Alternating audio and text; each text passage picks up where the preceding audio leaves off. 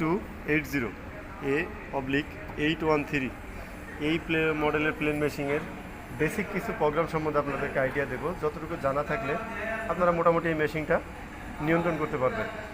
তো আসুন বন্ধুরা, আমরা ভিডিওটা দেখি। বন্ধুরা, প্রথমত আমরা সবাই জানি ডিসপ্লেতে যে বাটনগুলো আছে এগুলো চিহ্ন দেখলে আমরা বুঝতে পারি কোন বাটনের কী কাজ।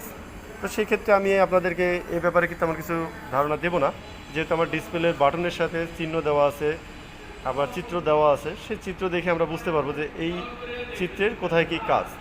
তো আমরা এখন সরাসরি প্রোগ্রামের দিকে চলে যাচ্ছি। তো আমাদের এই মেশিনের প্রোগ্রামে ঢোকার জন্য প্রথমত আমরা যাব পি বাটনটা প্রেস করলাম। এখানে P1 আসছে, P1-এ আছে মেশিনের মেইন স্পিড। তো মেইন স্পিড এখান থেকে আপনি কমাতে বাড়াতে পারবেন। তো বন্ধুরা, এই গেল P1।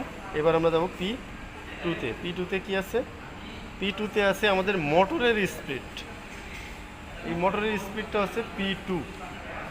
তো সেটা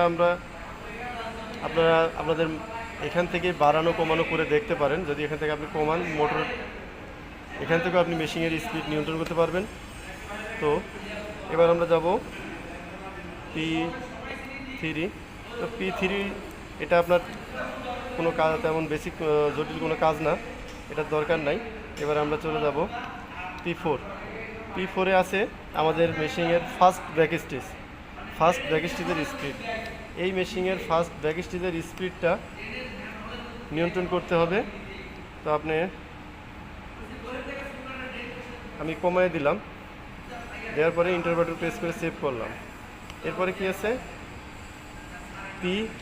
P5-এ আছে আমাদের সেকেন্ড ব্যাক স্টিচ। মেশিনের সে লাস্ট ব্যাক স্টিচের স্পিডটা আপনি এখান থেকে নিয়ন্ত্রণ করবেন। আমি সেটা কমাই দিলাম। এবার এন্টার বাটন প্রেস করে আমি সেভ করলাম। তারপরে আছে P6-এ কি আছে? আমাদের যে বারটেক ব্যাক স্টিচ আমরা যেটাকে বলি আমাদের সাধারণ ভাষায়, এই বারটেক ব্যাক স্টিচের স্পিডটা আমরা এটা P6 দিয়ে নিয়ন্ত্রণ করব। তারপরে আমি এন্টার বাটন প্রেস করে সেভ করলাম। সেভ করার পর বন্ধুরা, এবার আমরা যাব 7 নম্বর অপশনে। 7 নম্বর অপশনে কি আছে? 7 নম্বর অপশনে আছে আপনার মেশিনের যে সফট স্টিচ বা সোলো স্টিচ বলা যায়, এই সফট স্টিচ এবং সোলো স্টিচের স্পিডটা আপনি 7 নম্বর থেকে নিয়ন্ত্রণ করবেন 7 নম্বর অপশন থেকে। এটাকেও আমি কমায় দেখাচ্ছি। তো এটা আমি 400 করে দিলাম। এটা পরে সেভ করলাম। এরপরে আছে 8 নাম্বার। 8 নম্বরে আমরা কয়টা সোলো স্টিচ দেব, 1টা 2টা 3টা 4টা, সেইটা এই 8 থেকে আপনাকে নিয়ন্ত্রণ করতে হবে। তারপরে সেভ করলাম। এরপরে আছে 9 নাম্বার। 9 নাম্বার, এটাও আপনাদের তেমন কোনো কাজে আসবে না, যে কারণে আমিও এটা সম্বন্ধে কোনো আইডিয়া দিচ্ছি না। 10 নাম্বার হচ্ছে আমাদের যে সোলো স্টিচটা আপনারা দেখছেন, এই সোলো স্টিচ অফ অন হবে এই 10 থেকে। ঠিক আছে? এই সোলো স্টিচকে আপনি 10 নাম্বার থেকে অফ অন করার পর এখানে যদি আপনি অফ করে রাখেন তাহলে আপনার কাজের সোলো স্টিচ হবে না। তারপরে আমি এটা সেভ করে দিলাম।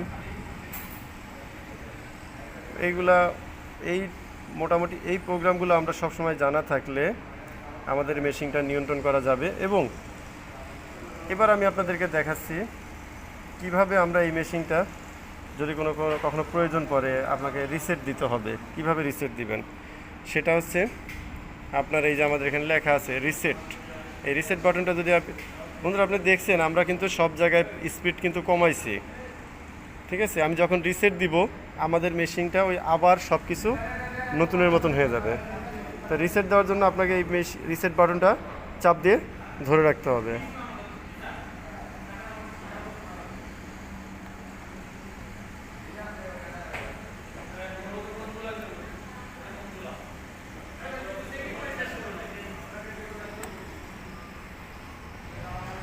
ভুল মাফ করবেন বন্ধুরা। আমাদের সব কিছু করার পর মেশিনটা অফ করার পর আবার আমাদেরকে অন করতে হবে। অন করার পর এইবার আমরা এই যে আমাদের সব রিসেট হয়ে গেছে, ঠিক আছে। তো দেখেন বন্ধুরা, আমরা যে জায়গায় যেখানে যে অপশনগুলো কমাইছিলাম, এখন দেখেন আমরা এখানে 3000 করছিলাম, 4000 হয়ে গেছে। তারপরে আমরা P4-এ 800 করছিলাম, এখানে 1800 হয়ে গেছে। তো এই ছিল আমাদের আজকের ভিডিও। তো কেমন লাগলো বন্ধুরা ভিডিওটা?